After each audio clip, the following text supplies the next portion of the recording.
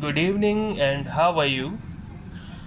हम कर रहे थे class 12th accountancy chapter number 3 accounting ratios, जिसमें हमने अभी तक सॉल्वेंसी रेशियोज़ के बारे में पढ़ा था।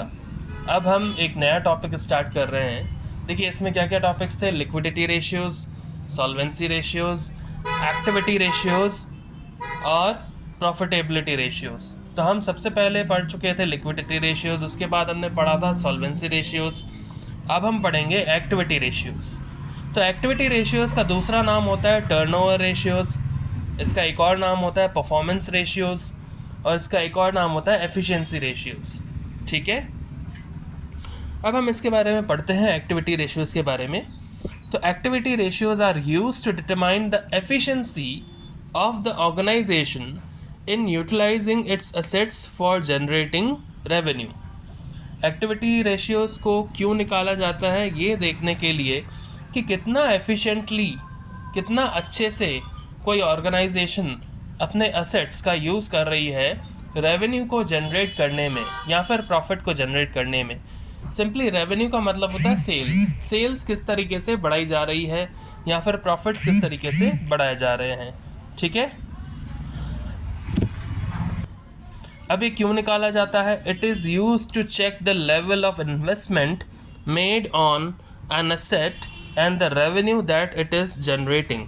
यानी कि एक असेट पे कितना खर्चा किया गया, कितना इन्वेस्टमेंट किया गया और उससे हमारे पास कितना रेवेन्यू मिल रहा है, उसे पता करने के लिए, उसकी लेवल पता करने के लिए निकाला जाता है। मान लीजिए आपने कोई इन्वेस्टमेंट किया कहीं किसी असेट पे और उससे आपके पास कितना रेवेन्यू आया। अब इसमें एक और बात है, ये सारे ट्रेडिंग इन्वेस्टमेंट्स होते हैं यानी कि बिजनेस से रिलेटेड। तो उसमें आपने जो बिजनेस में इन्वेस्ट किया है स्टॉक के ऊपर, सिंपली स्टॉक के ऊपर करते हैं मेनली, तो उससे आपको कितना सेल्स आया है, कितना रेवेन्यू जनरेट हुआ है, उसे ही कहते हैं, उसे एसर्टेन, उसकी लेवल को पता करने के लिए ही निकाला जाता है एक्टिविटी रेशियो। ठीक है, अब types of activity ratios. Activity ratios कितने टाइप्स के होते हैं हमें भी पढ़ते हैं। इन्वेंट्री टर्नओवर रेशियो, जिसका दूसरा नाम होता है स्टॉक टर्नओवर रेशियो, और इसको मर्चेंडाइज टर्नओवर रेशियो भी कहते हैं। इसके बाद हम पढ़ते हैं ट्रेड रिसीवेबल्स टर्नओवर रेशियो। इसके बाद हम पढ़ेंगे ट्रेड पेएबल्स टर्नओवर रेशियो और इसके बाद हम पढ़ेंगे वर्किंग कैपिटल टर्नओवर रेशियो। ठीक है, एक बार फिर से समझ लो, activity ratios, turnover ratios, performance ratios या एफिशिएंसी रेशियोज़ एक ही चीज़ है। एक्टिविटी रेशियोज़ क्यों निकाले जाते हैं, ये पता करने के लिए कि कितना एफिशिएंटली कोई ऑर्गेनाइजेशन अपने एसेट्स का यूज़ कर रही है रेवेन्यू जनरेट करने के लिए। और ये इसलिए चेक किया जाता है कि कितना लेवल ऑफ इन्वेस्टमेंट आपने एक एसेट पे लगाया और उससे आपको कितना रेवेन्यू मिल रहा है। Types of activity ratios. Inventory turnover ratio, important topic है ये इन्वेंट्री टर्नओवर रेशियो का। इसको स्टॉक टर्नओवर रेशियो और मर्चेंडाइज टर्नओवर रेशियो भी कहते हैं। दूसरा पॉइंट है ट्रेड रिसीवेबल्स टर्नओवर रेशियो। तीसरा पॉइंट है ट्रेड पेएबल्स टर्नओवर रेशियो। उसके बाद आता है वर्किंग कैपिटल टर्नओवर रेशियो। ठीक है, और उसके बाद हमें पढ़ना होता है फिक्स्ड असेट्स टर्नओवर रेशियो और नेट असेट्स टर्नओवर रेशियो। ठीक है, तो सबसे पहले हम पढ़ते हैं इन्वेंट्री टर्नओवर रेशियो होता क्या है, यानी कि स्टॉक टर्नओवर रेशियो होता क्या है। देखिए इसमें सारा काम स्टॉक के ऊपर ही आएगा और आपकी सेल्स या फिर कॉस्ट ऑफ गुड्स सोल्ड के ऊपर ही आएगा, क्योंकि आप सेल किसकी करोगे, स्टॉक की करोगे। सेल किस चीज़ की करेंगे, जो हम स्टॉक भरेंगे अपने कंपनी के लिए या फिर अपनी शॉप में, उसी की ही सेल करेंगे। अब इसमें कॉस्ट ऑफ गुड्स सोल्ड भी इसलिए निकाला जाता है क्योंकि आपकी कॉस्ट कितनी लगी और आपको रेवेन्यू जनरेट कितना हुआ उस स्टॉक से, उस स्टॉक को बेचने के बाद। तो ये देखा जाता है स्टॉक टर्नओवर रेशियो में, यानी कि कितना स्टॉक हमें और लाना है, कितना स्टॉक कम है, कितना स्टॉक ज़्यादा है। ठीक है, ज़्यादा है तो इसका मतलब हमारे पास स्टॉक ज़्यादा पड़ा है, हमारी सेल कम आ रही है, हम कोई ना कोई एफिशिएंट मेथड निकालें ताकि हमारी सेल बढ़े। ठीक है, it establishes the relationship between cost of revenue from operations, जिसे कॉस्ट ऑफ गुड्स सोल्ड भी कहा जाता है, एंड एवरेज इन्वेंट्री।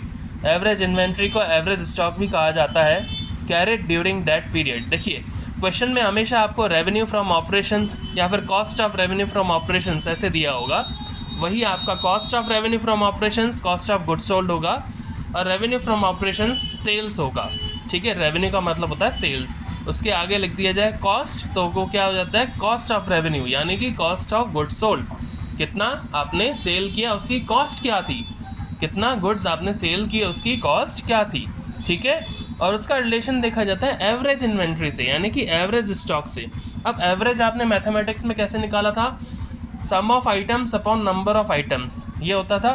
मान लीजिए आपके पास 5 आइटम्स हैं, तो उन 5 को ऐड कर देंगे और उसको 5 से डिवाइड कर देंगे, तो वो आ जाएगा आपका एवरेज। हम और आगे डीप में नहीं जा रहे हैं क्योंकि वो स्टैटिस्टिक्स का पार्ट होता है, mean, mode, median, standard deviation, variance, वो हमें इसमें नहीं करना। हमें सिर्फ एवरेज का मतलब पता करना था, जो मैंने आपको बता दिया, ठीक है। अब इन्वेंट्री हमारे पास कौन कौन सी होती है, क्लोजिंग और ओपनिंग, 2 ही होती है, यानी कि 2 आइटम्स हैं तो उसको 2 से डिवाइड कर देंगे, राइट। Any doubt? आगे बढ़ते हैं, इसका फॉर्मूला देखते हैं। इन्वेंट्री टर्नओवर रेशियो का फॉर्मूला होता है cost of goods sold upon average stock. अब कॉस्ट ऑफ गुड्स सोल्ड के दूसरे नाम मैंने लिख दिया cost of revenue from operations upon average inventory या फिर एवरेज स्टॉक, ठीक है। Cost of goods sold upon average stock, ये इसका फॉर्मूला होता है। और cost of revenue from operations cost of goods sold का ही दूसरा नाम है, एवरेज इन्वेंट्री एवरेज स्टॉक का ही दूसरा नाम है। कॉस्ट ऑफ गुड्स सोल्ड या फिर cost of revenue from operations कैसे निकलेगा, अगर आपके पास रेवेन्यू फ्रॉम ऑपरेशंस दे रखा हो या फिर नेट सेल्स दे रखा हो, उसमें से ग्रॉस प्रॉफिट माइनस कर दो। Simply cost of goods sold का फॉर्मूला होता है net sales minus gross profit, okay.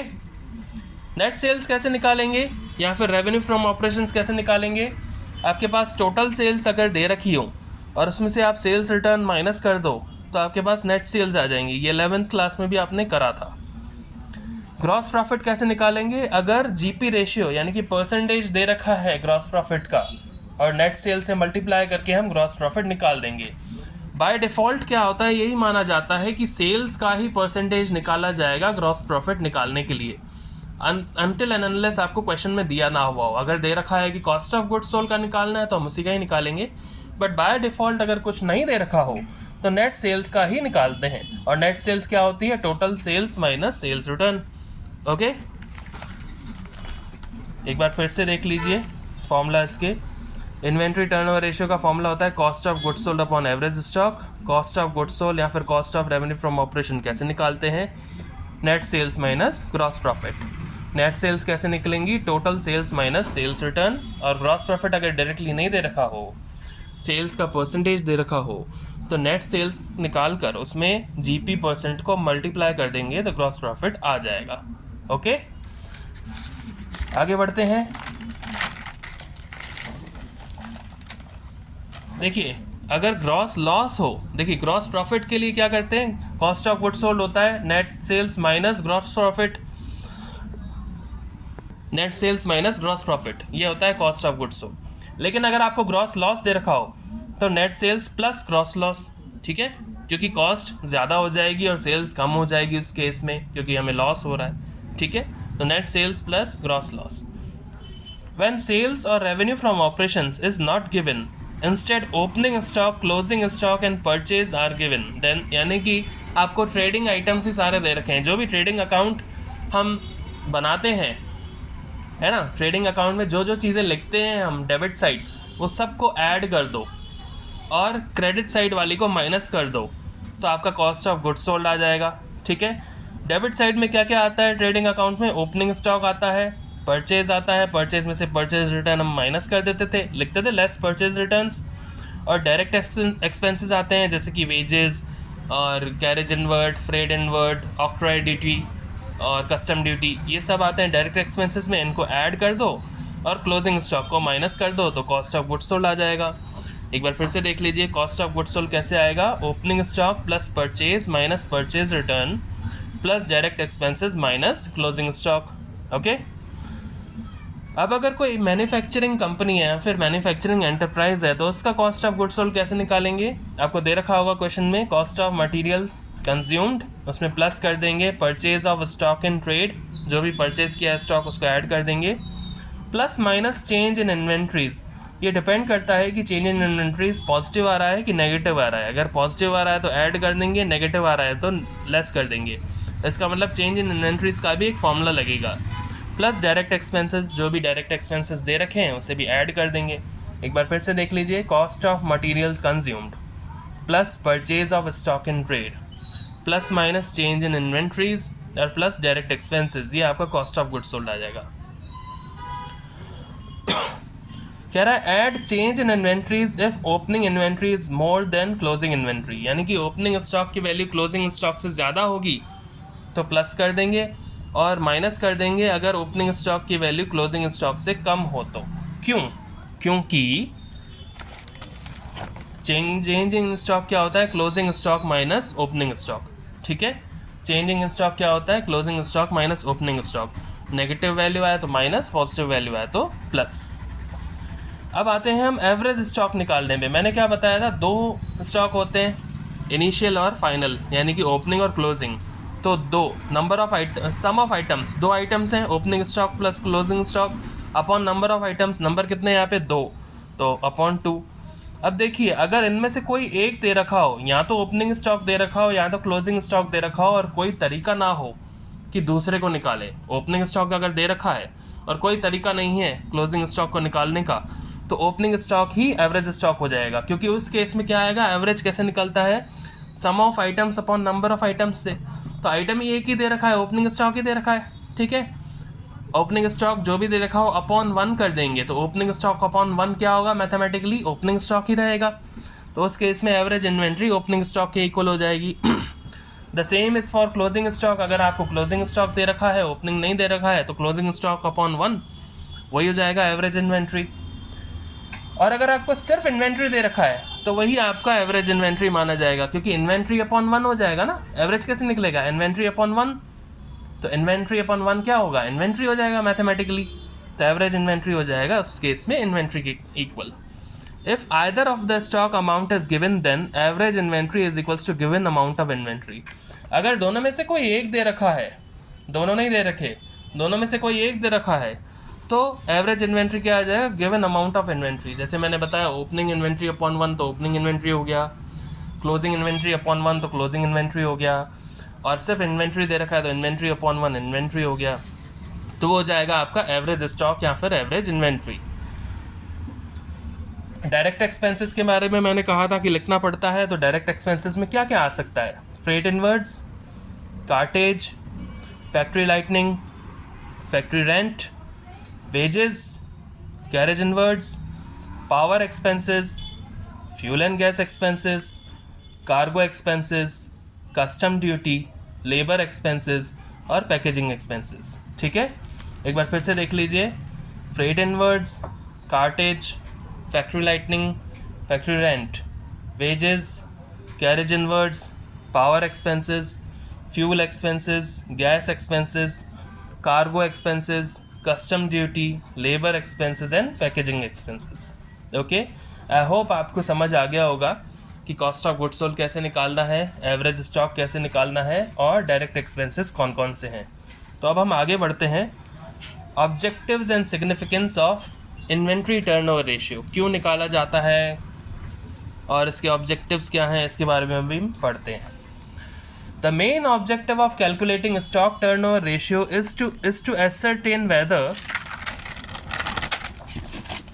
the investment in stock is worthwhile or not। यानी कि आपने जो इन्वेस्टमेंट किया स्टॉक में वो आपके लिए वर्थ है, अच्छा है कि नहीं, जस्टिफाई हो रहा है कि नहीं, ये देखा जाता है। अब जस्टिफिकेशन कैसे होगा? इसका मतलब है जस्टिफिकेशन होने के लिए रेशियो का कम या ज़्यादा होना चाहिए। ठीक है, तो उसके बारे में हम पढ़ते हैं। It measures the efficiency of inventory management. ये देखा जाता है कि आप स्टॉक का मैनेजमेंट किस तरीके से कर रहे हैं, अच्छे से कर रहे हैं कि नहीं।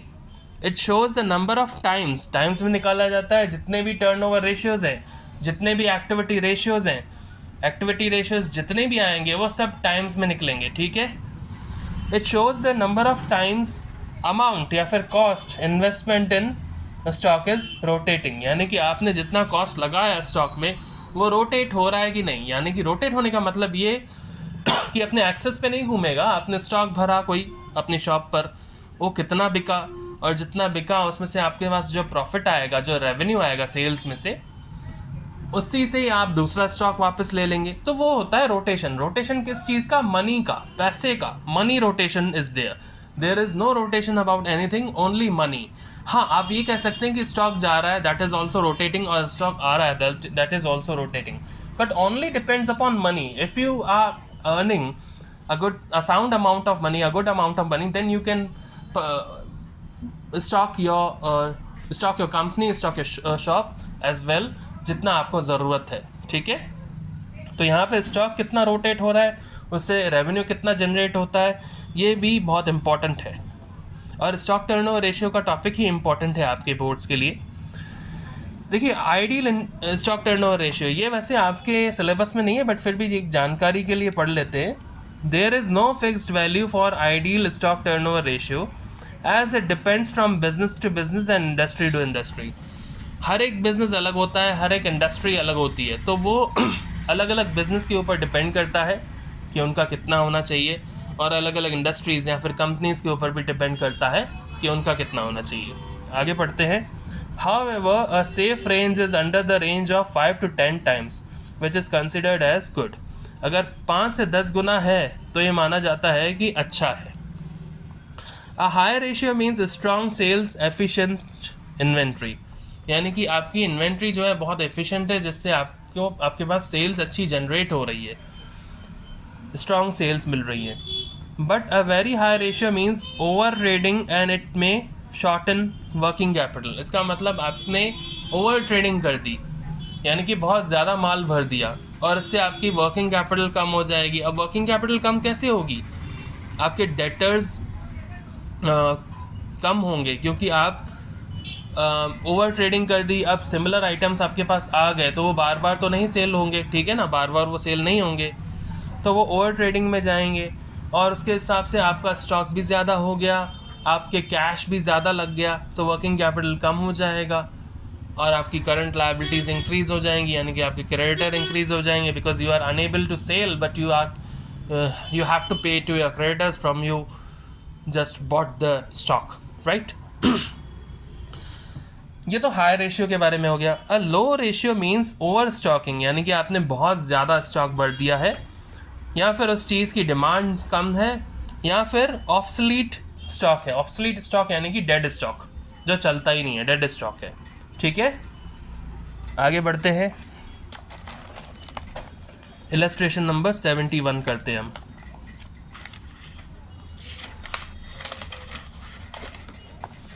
देखिए, कह रहा है from the following information calculate inventory turnover ratio.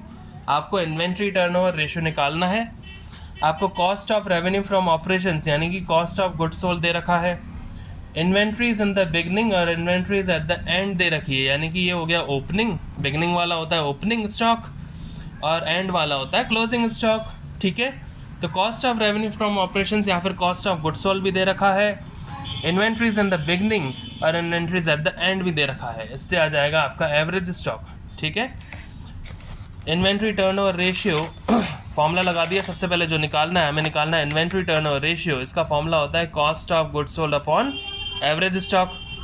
अब कॉस्ट ऑफ गुड्स सोल्ड तो आपको दे ही रखी है ना, कॉस्ट ऑफ गुड्स सोल्ड साफ साफ आपको दे रखी है। Cost of revenue from operations या फिर ब्रैकेट में भी दे रखा है कॉस्ट ऑफ गुड्स सोल्ड, जो दे रखी है आपको 10 लाख रुपीज़। ठीक है, तो कॉस्ट ऑफ गुड्स सोल्ड तो दे रखी है, आपको निकालना है एवरेज स्टॉक। एवरेज स्टॉक होता है opening stock plus closing stock upon 2।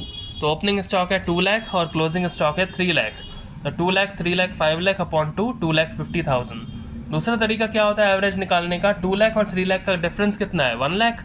1 lakh का हाफ 50,000, इसमें ऐड कर दो, 2 लाख में हो गया 2,50,000।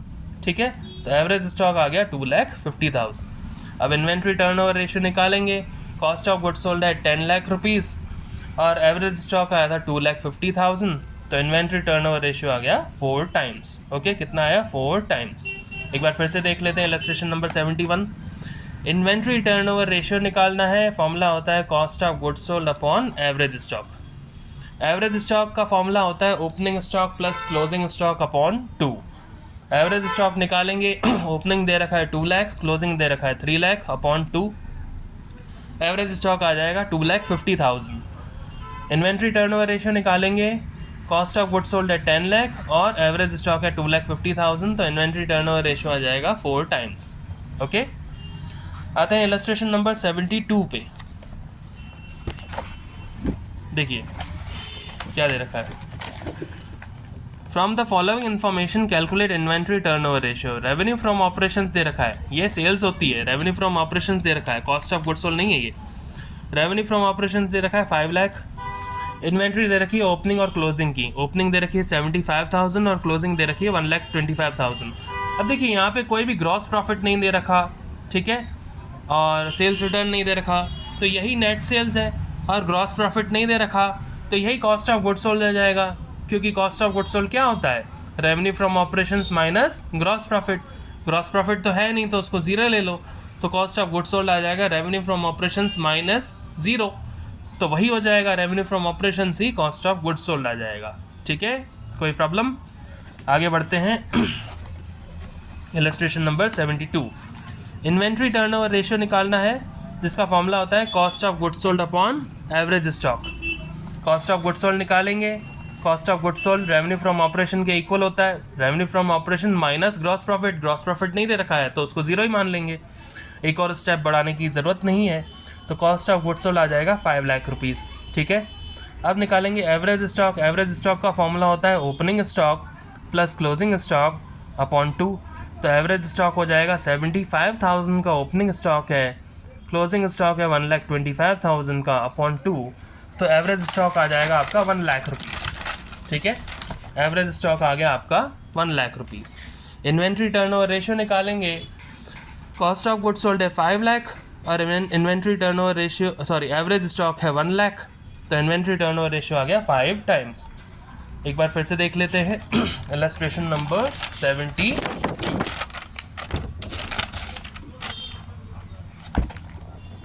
इन्वेंट्री टर्नओवर रेशियो निकालना है, फॉर्मूला होता है cost of goods sold upon average stock. Cost of goods sold निकालेंगे, वो होता है revenue from operation minus gross profit. Gross profit given नहीं है तो cost of goods sold revenue from operation के इक्वल हो जाएगा, जो है 5 लाख रुपीज़।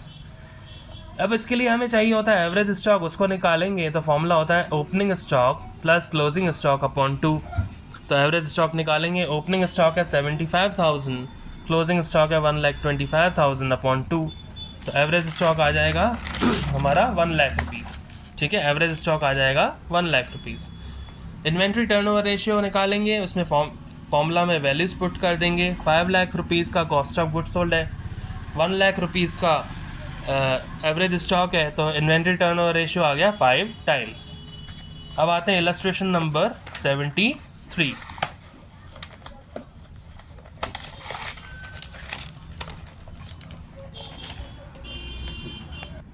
देखिए illustration number 73, calculate inventory turnover ratio.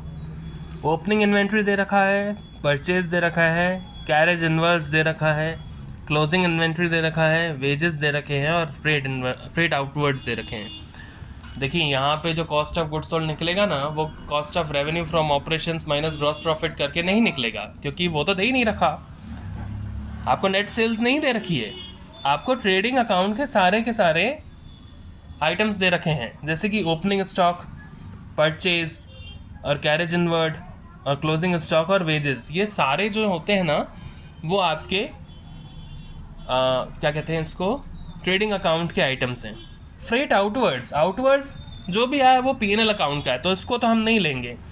Freight outwards PNL account का होता है, ट्रेडिंग अकाउंट का नहीं होता, ट्रेडिंग अकाउंट में नहीं आता, ये डायरेक्ट एक्सपेंस नहीं है। ट्रेडिंग अकाउंट में वही खर्चे आते हैं जो डायरेक्ट एक्सपेंस होते हैं, जो आपको सेल्स बढ़ाने में काम आते हैं। ठीक है, इनडायरेक्ट एक्सपेंसेस क्या होते हैं, जैसे कि मैनेजर की कमीशन, मैनेजर की सैलरी और एम्प्लॉय की सैलरी, ये सारे इनडायरेक्ट एक्सपेंसेस होते हैं।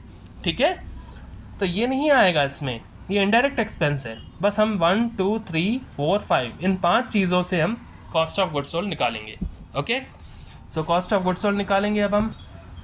ओके, सो हम कॉस्ट ऑफ गुड्स सोल्ड निकालेंगे अब यहाँ से। इन्वेंट्री टर्नओवर रेशियो का फॉर्मूला लिख देंगे cost of goods sold upon average stock.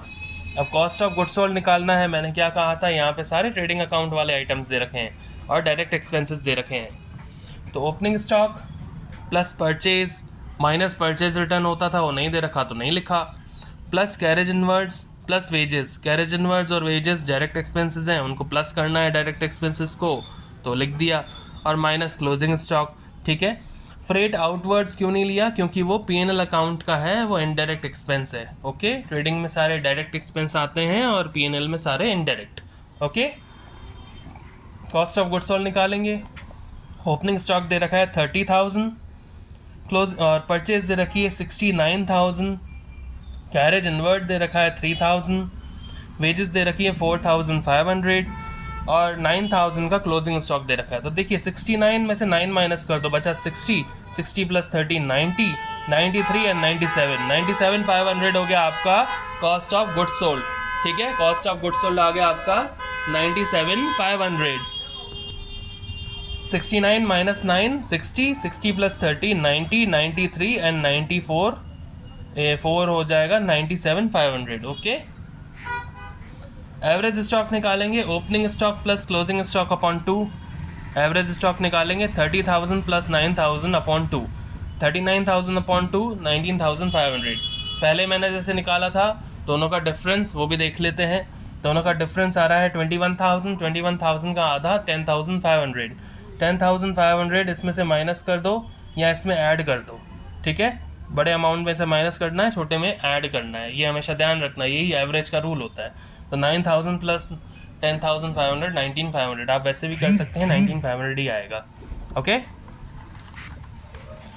आगे बढ़ते हैं। इन्वेंट्री टर्नओवर रेशियो निकालना है, फॉर्मूला में वैल्यूज पुट कर देंगे। 97,500 हो गया कॉस्ट ऑफ गुड्स सोल्ड और 19,500 हो गया आपका एवरेज स्टॉक, तो ये आ गया 5 टाइम्स। कैसे?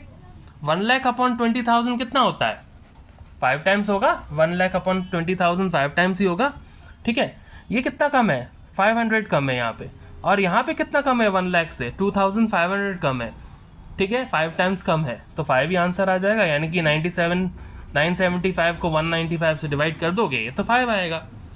राइट, ये मैथमेटिकली आपको थोड़ा स्ट्रांग रहना पड़ेगा, क्योंकि आपके पास इतना टाइम नहीं रहता है, तो आपको बहुत टाइम नहीं लगाना है आपको इसकी प्रैक्टिस करनी पड़ेगी। चाहे रेशियोज़ वाला चैप्टर हो, चाहे आपका चैप्टर हो पार्टनरशिप का, चाहे शेयर कैपिटल का, जितनी भी अकाउंट्स में जितनी भी मैथमेटिक्स लग रही है, उसका सल्यूशन आपको बहुत ही परफेक्ट निकालना है और बहुत जल्दी निकालना है, वरना 3 घंटे का पेपर ऐसे ही निकल जाएगा, आपको पता भी नहीं चलेगा। ओके, एक बार फिर से देख लेते हैं। इन्वेंट्री टर्नओवर रेशियो का फॉर्मूला होता है cost of goods sold upon average stock. Cost of goods sold यहाँ पे हमें सारे ट्रेडिंग एक्सपेंसेस और ट्रेडिंग इनकम्स दे रखी हैं, तो उसको ऐड कर देंगे। Opening stock plus purchase minus plus direct expenses जो कैरेज इनवर्ड्स और वेजेस होते हैं, minus closing stock. Opening stock है 30,000, क्लोजिंग स्टॉक है 69,000, सॉरी परचेजेस है 69,000, कैरेज इनवर्ड है 3,000, वेजेस है 4,500 और क्लोजिंग स्टॉक है 9,000। तो ये कैसे निकाला? 69 minus 9 60 plus 30 90, 93 97 97,500। Cost of goods sold आ गई 97,500। एवरेज स्टॉक निकालना है। एवरेज स्टॉक का फॉर्मूला होता है opening stock plus closing stock upon 2। 30,000 का ओपनिंग स्टॉक है, 9,000 का क्लोजिंग स्टॉक है, अपॉन 2 एवरेज स्टॉक आ गया 19,500। इन्वेंट्री टर्नओवर रेशियो निकालेंगे 97,500 अपॉन 19,500, इन्वेंट्री टर्नओवर रेशियो आ जाएगा 5 टाइम्स। ओके, अभी के लिए इतना ही। नेक्स्ट हम आगे करेंगे। Good bye and take care.